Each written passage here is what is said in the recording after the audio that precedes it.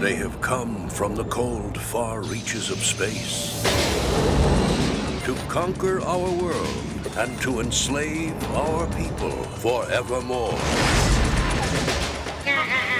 Coneheads. Are they from another planet? If they're not, we should nuke France right away. Tonight, we celebrate with a hunt. For tomorrow, we hunt. VALKIA the Bloody is on the warpath and making her Immortal Empires debut as the fourth and final Lord in the Champions of Chaos DLC, whose pre-orders are live now. 10% discount will be available until August 30th, so if you want to see the state of Immortal Empires and Lord Pack before buying, feel free to do so. You'll have a week after both are open to the public to decide if you want to buy or not at the lower price. And of course, if you're already planning on getting it, my pre-order link will be in the pinned comment and description of the video. Those are open now. It's an official Sega retailer. It's an official Steam key. So if you want to support me and the content I create, that would be a great way to do so. Very much appreciated. So let's talk VALKIA the Gore Queen and the shocking reveal that absolutely no one saw coming. Dread it, run from it. Conehead Lady arrives all the same, and she can smell your fear.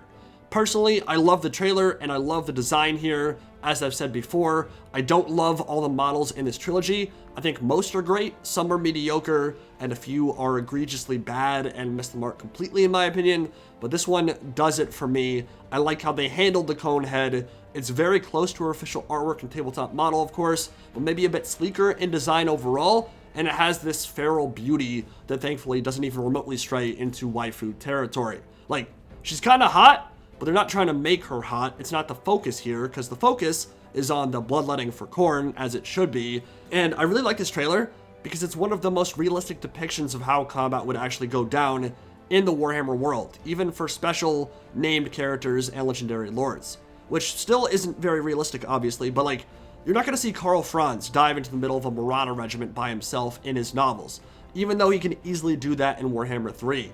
These people are not invulnerable or invincible, even the Champions of Chaos. They can be felled, wounded, even killed by mortal men. If they're surrounded, they don't have eyes in the back of their head, they can still get hit by stuff. So when we see her dive recklessly into a Slaaneshi horde, all by herself, her bravery and bloodlust are kind of punished a bit here, because they just start wailing on her, whipping her into a frenzy, and yeah, she takes a few licks. Now, I already know there are going to be people annoyed that she, quote-unquote, gets her ass beat in her own trailer by a bunch of Marauders. By the way, it wasn't just Marauders. You can clearly see a bunch of Chosen and Chaos Warriors surrounding her too, and these are terrifying individuals to fight. When they're grouped up and you're surrounded by them, it's going to hurt. But I think it was refreshing to see a character scrap and claw a bit in their trailer, and really, when it comes down to it, she still kills a bunch of dudes, shakes them off like the flies they are, doesn't take any wounds at all, then leads her armies to victory. That danger she's in makes the payoff even cooler and more badass when it comes. When those wings sweep out, she strikes that pose in the sky and screams to rally her forces. That's pretty much exactly how I pictured her when I read her novel back in 2018. She strikes fear into people, and when that Slaaneshi Chaos Lord takes a few steps back after seeing her erupt from the crowd, you know he had a bit of pee dribbling down his leg. So, in order from worst to best, I think Festus had the worst trailer by far. I really wasn't that much of a fan of that one. I mean, it was entertaining, but I think of the four, it was definitely the worst. Azazel's was fun and solid, but I'd probably put it in third. And then it's real close between VALKIA and Village for me. And I'd probably put Village at number 1. I just really liked his reveal. VALKIA's probably in second, but not far behind, because they made her simultaneously super badass, while also doing something they almost never do in these trailers, except when the High Elves are involved naturally. They put the main character in actual peril and let them get hit, instead of being this perfect Mary Sue that walks through everybody like they don't even exist. It was cool to see Chosen actually get some hits in, but she still shrugs them off and goes on to beast on a bunch of other dudes. Lords and factions don't have to be flawless and untouchable in their own trailers, and I say that as someone who really likes VALKIA and has been excited for her for a very long time. So, let's talk all the elements we didn't cover last Friday with the leaks and cover the official news in regards to her items, playstyle, and translation to Total War.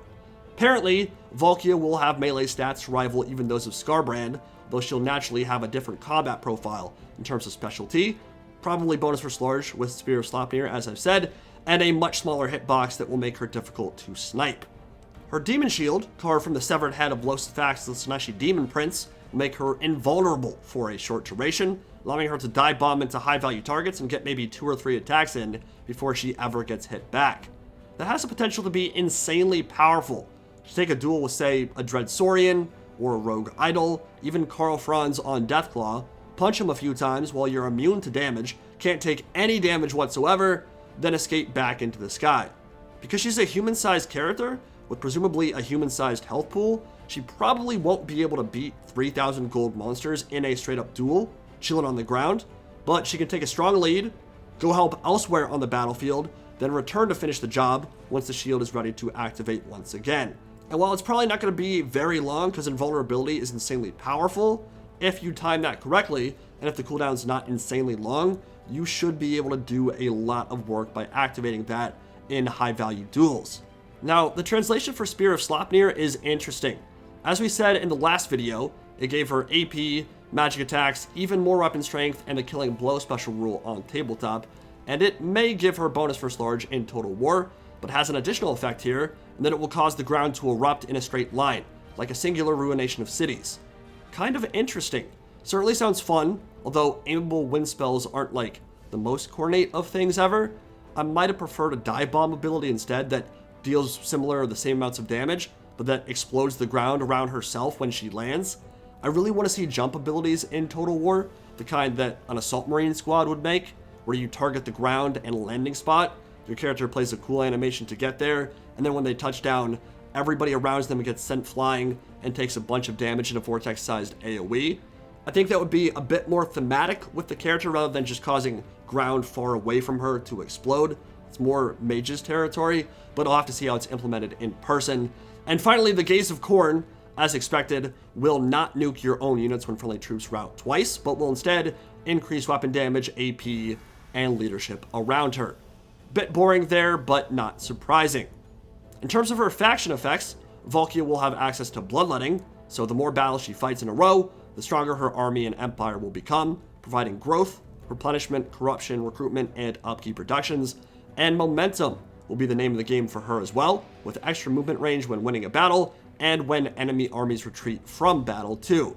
I don't think she'll be able to pull off quite the same feats as Skarbrand at launch, especially because it seems the devs think he was maybe a bit too overtuned on the campaign side, and might rein Khorne in just a little bit anyway.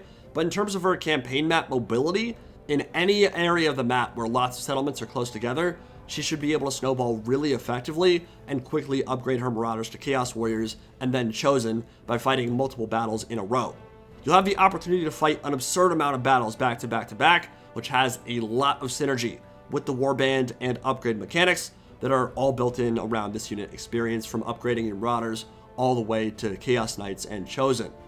She also gains 50% extra souls from sacrificing captives, and her vassals gain Frenzy and spread Coordinate Corruption.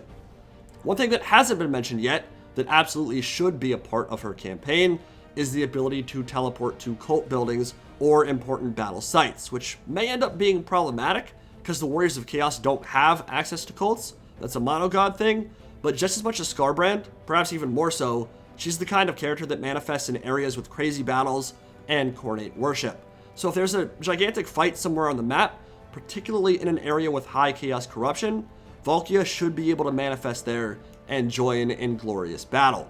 That's literally the entire point of a Valkyrie, that she goes where Khorne's gaze falls and uplifts the warriors there to new heights of slaughter and carnage. I think that would be a missed opportunity if that aspect of her character was ignored.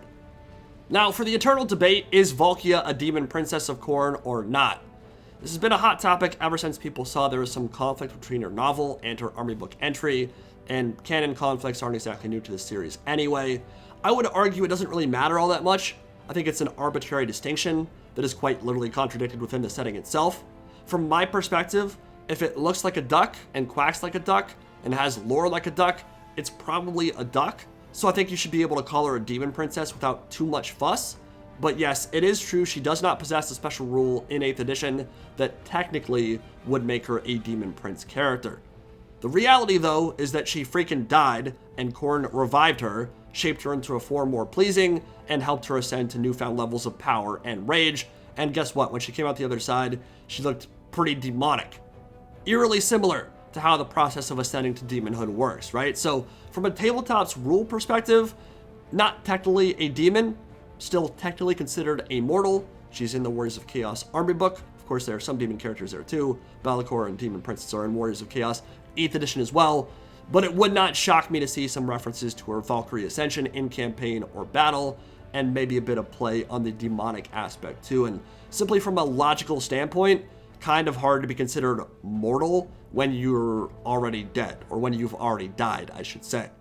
As for the rest of the trailer, we did get a great look at Khorne Chosen, which seemed really heavy and weighty in this reveal, which I really liked. It's an element I wish was emulated in-game quite a bit more. The way Chaos Warriors run and fight looks cartoonishly exaggerated, kind of floaty in Immortal Empires, and lacks that mass. So I'd love to see more of that punch and weight like in the cinematic, but I think it was just for flair and not a reflection on the game itself.